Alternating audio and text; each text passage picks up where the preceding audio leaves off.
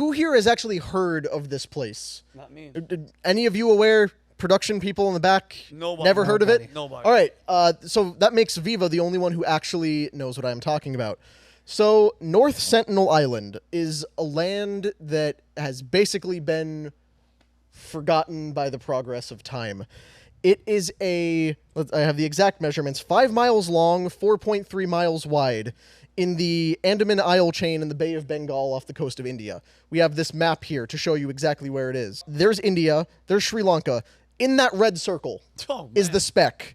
It is a speck off the coast of a slightly larger speck in the middle of nowhere. Yes. This is the middle of the Indian Ocean, not close to anything. Since 1956, the Indian government that technically has control over this island chain has had a blockade around the island where nobody can get within 5 nautical miles of it. Okay. Even photography is limited to Is the Navy like protecting it? Yes, there is a naval blockade where they will arrest people trying to get too close to this island. So India's Navy? Yes. Okay. Under the control of the Indian government. The reason they do this is because North Sentinel Island is home to one of the last completely uncontacted tribes on the planet. Whoa. These are the North Sentinelese. Whoa. This group of people, their population is estimated to be somewhere between 50 and about 300, or according to other estimates, as low as 15 or as high as 400. Nobody is sure because there has never been an official census conducted. And they're just keeping that there? Is this like a nostalgia thing? Yeah, They're like, hey, listen, let's just go look at these guys. Yeah, they hunt with bows and arrows and spears. They are mostly naked. They don't have permanent settlements. They fish and they hunt. They don't seem to have agriculture. It's believed they don't actually even know how to use fire. They wait for lightning strikes to set a tree on fire, then they keep the tree burning by feeding it wood so they can use it. So technically, the official reason why no one's allowed to go to this island is because this isolated people group has no natural immunity to any disease that exists in the rest of the world. Oh, if you sneeze in front of one of their faces, basically, a common cold could decimate this tiny population. Yeah. The other reason nobody's allowed there is because the North Sentinelese will kill every person who steps foot on the island, and they've been doing that for hundreds of years. Oh, damn. Good. And it is absolutely insane. I actually pulled some of the timelines on what they've gotten up to. People yet. Oh no, I was just gonna say. I think when you ask people if you know the North Sentinel Island, most people say no. If you say you know the island in the middle of nowhere where they kill everybody who approaches it, that might get more people to say, yeah, I've heard of the story. And by the way, I don't know, because right when you said Indian, the Navy, all I picture is like us in a boat trying to get close, and all you hear is, "Don't you do it?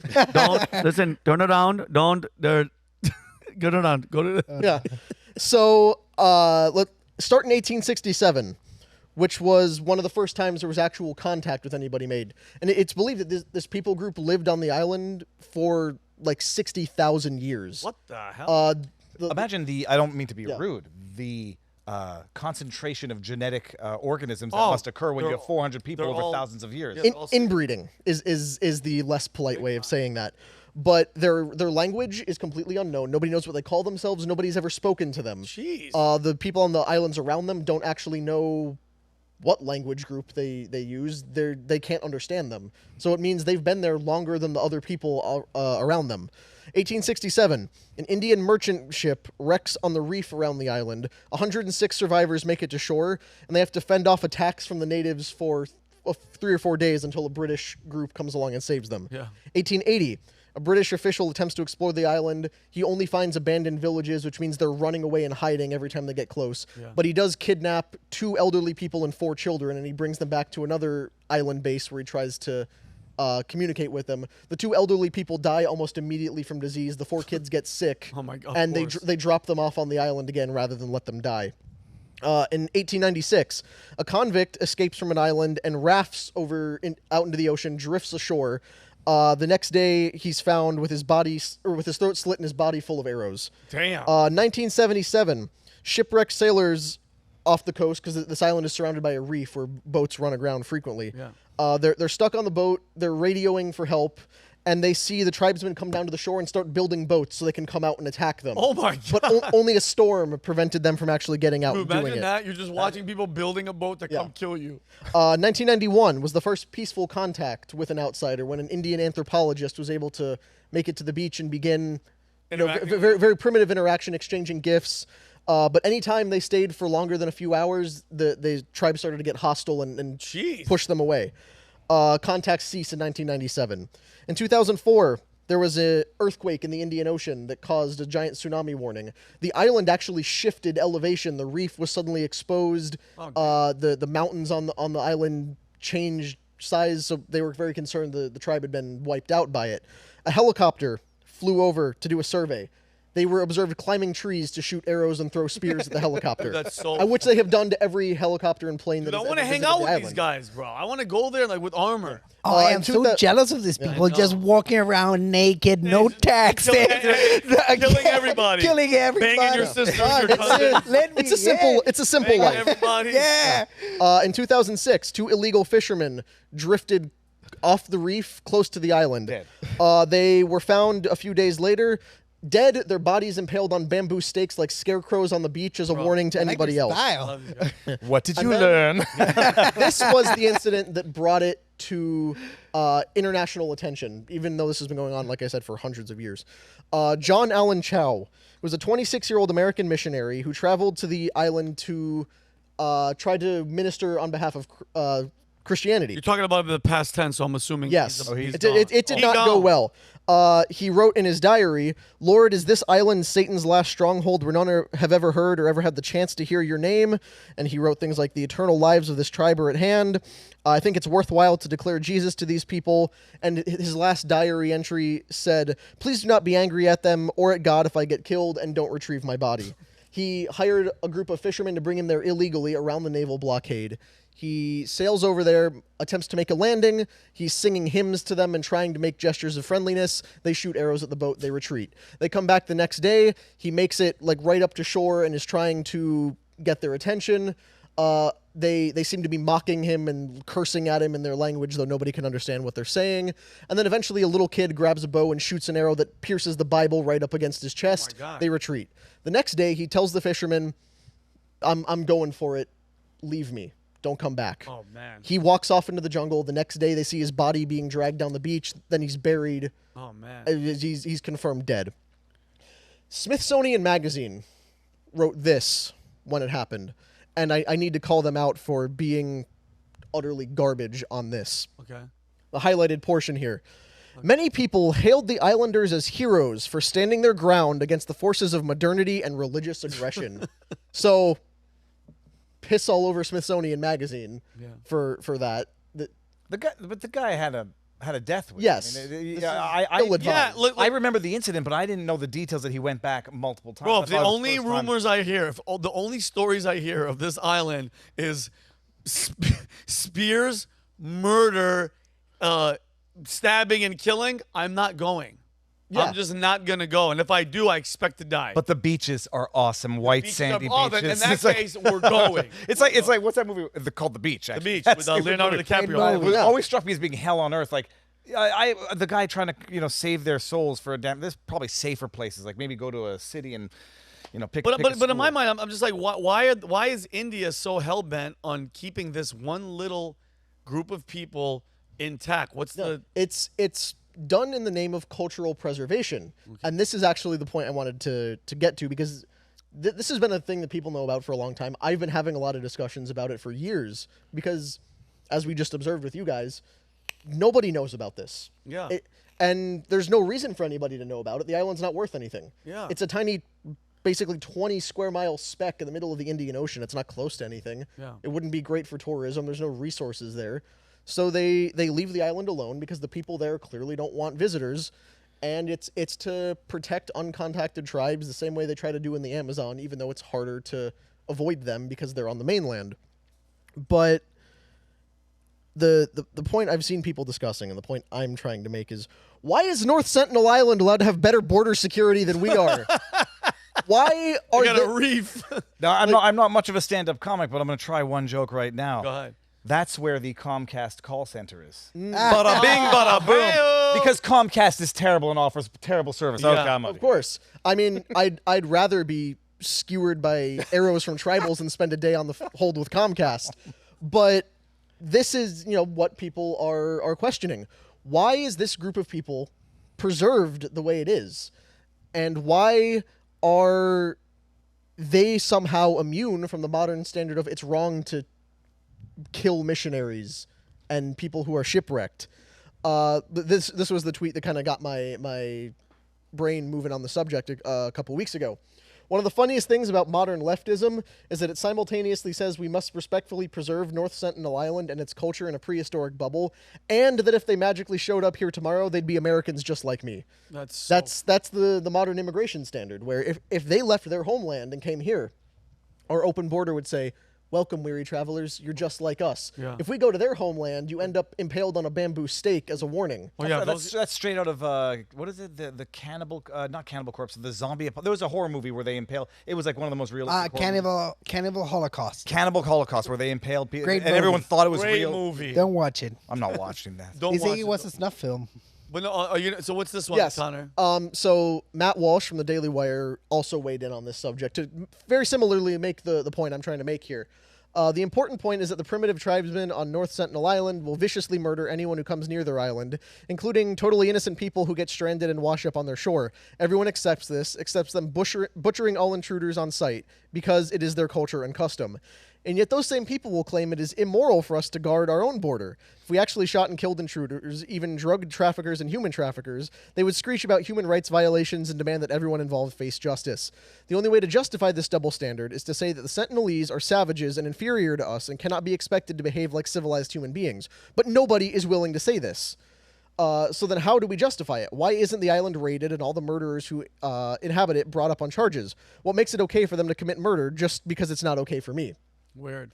And Good point. that's an extremely valid point. The Indian government, this is a matter of legal policy for them, refuses to bring murder charges against anyone from that island. That's kind of odd. They have a policy of it doesn't matter who gets killed. We told you not to go there. If you go there and you die, that's on you. We're not prosecuting a North Sentinelese person for murder. The rest of the world has decided, and correctly so, that murdering people is generally wrong. Mm-hmm. There's a difference between defending your home from invaders and killing innocent people. But the North Sentinelese make no distinction about that. It doesn't matter if you are shipwrecked there, if you go there with malicious intent, if you go there as a missionary. They're going to kill you all the same. Mm-hmm. Why the exemption for them? Does not make any sense. Weird. Your thoughts, guys. What do you think? Alberto? I mean, I know you love the place. I'm not even joking. I wish we could get like a team, like military, go there because we want to look at this. Like, I want to go there. Yeah, and I don't know. I'm so glad they exist. You Yeah, know, it's- all these burdens of like modern life, and it just clicked in my head. A few years back, you know, I was really into surfing. Not anymore because I'm like 100 pounds heavier than I was then. My friend James Harvey, he decided to organize a trip to the Andaman Islands that is right next to the Sentinel Islands, and it just clicked. I didn't end up going, but I remember the trouble they went through. It's not even the Sentinel Island; it's the Andaman Island that's right next to it. Yeah. Beautiful surfing. You need to have a permit to get into the zone. You know, you need to have your Indian visa to go into India, and then you need a special permit to go into the Andaman Island. Yeah. And then you can get a permit to go to this island, obviously, because they're going to kill you.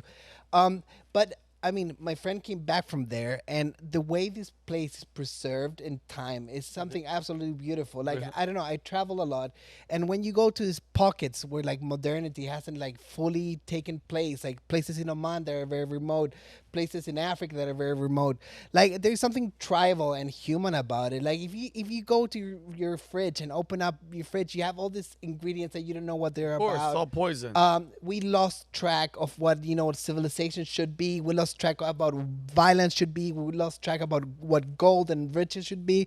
So maybe these guys are onto something. And not being a leftist, I still give them a pass. Maybe we should learn from them. I am not espousing this view.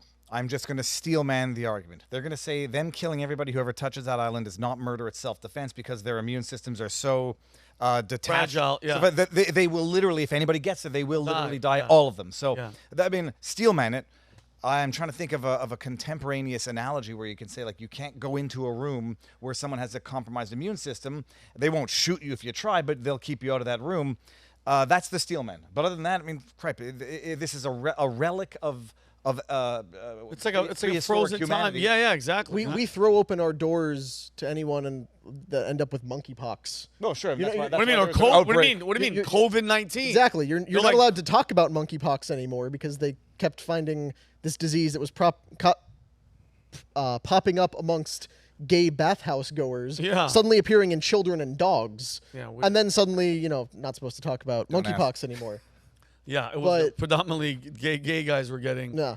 monkey. And actually, we're getting the opposite here. Like, there's a few illnesses that were eradicated by vaccines and healthcare that are coming back to the United States. I think I can name any of them. Whooping cough, I think, is one. But yeah, as a result of absolute open borders and not knowing who's coming through and not having any vetting, let alone for criminality and whatever history, medical vetting. There's outbreaks, especially at some of these camps. And on the cultural preservation front, I agree that this group of people has decided for itself we don't want outsiders, we don't want modernity, we don't want anything off of this island. They just want to live the way they live. Yep. And everyone, for better or worse, respects that. Everybody understands, okay, they're willing to enforce with violence the fact that they don't want outside influence. Let's leave them to it. Yeah. No other people group on the planet gets to make that choice. Yep. We are all forced, sometimes literally at the end of a gun, to accept modernization. We aren't given the option. People who try to go off the grid are extremists. Enemies of the state. They are enemies of the state. They're doing it because they don't trust the government. They're deranged religious extremists and alt-right anti-vaxxers and lunatics. Or maybe they're just like the North Sentinelese. Maybe that's the point. Yep. And my final question that I want to leave us with is, what is humanity's obligation to a group of people like that who have decided we're going to kill anybody who comes to us regardless of what their purpose is? Do we have an obligation to overcome their proclivity for violence, to give them medicine, to give them the tools to build a functional civilization? Do we have access to things that could cure them of the viruses they're exposed to, potentially? Or maybe give them some girls so they're not banging Yeah, their cousins. I mean, exactly. that could be or, another option. pants. You're walking around in a jungle and just it's all hanging how out about there. some Levi's jeans? Dude, That that gotta could be be- such a marketing Got to be some campaign. thorny bushes there. But it's like, Yeah. if the rest of the world reaches a point where we're about to go colonize space, if we were headed to Mars, if we're going to explore the furthest reaches of the galaxy, are we supposed to take off and leave them there? Or do we wait on our spacefaring ambitions until the North Sentinelese finally catch up to the point where they're ready to engage in space programs as well? Well, what's our obligation? Is there any obligation, or do we leave them? I think the fact that India is responsible for leaving this, like, these people frozen in this time, like as if it's like nostalgia. Like, people have those sets at their house that's like a Civil War memorabilia thing. This is like, it's almost as if it's their pet, it's their people. If the numbers are right, it's like what, 14 to whatever of them. I mean, unless they're multiplying, they're not going to be around for that much longer. And I think that I don't know the motive behind India keeping them just there, unless they just show up there once in a while and they look at these guys, look, an arrow, and then they leave. Yeah. You know what I mean? But if you force them to modernize, you've also destroyed the thing that made their culture special. Yeah. So yeah. that's the question. How'd they get there?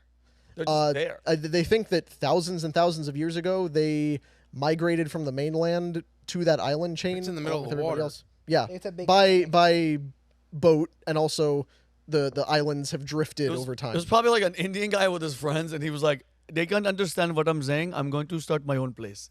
What's up, everybody? Vincent O'Shawn here. If you want to see me and the entire Valuetainment crew, we will be at the Vault Conference September 4th through the 7th at the Palm Beach Convention Center, hosted by none other than Patrick Bet-David and featuring Dwayne The Rock Johnson. Guys, this is the place to be. If you are an entrepreneur and you want to level up, do not miss this opportunity. This is the best place to network. If you want tickets, go to thevaultconference.com. Do not waste time. This thing is going to sell out, and I will see you guys there. Peace and love. So if you like this clip, click right here. And if you want to see more like it, click right here. Stay angry, Patriots.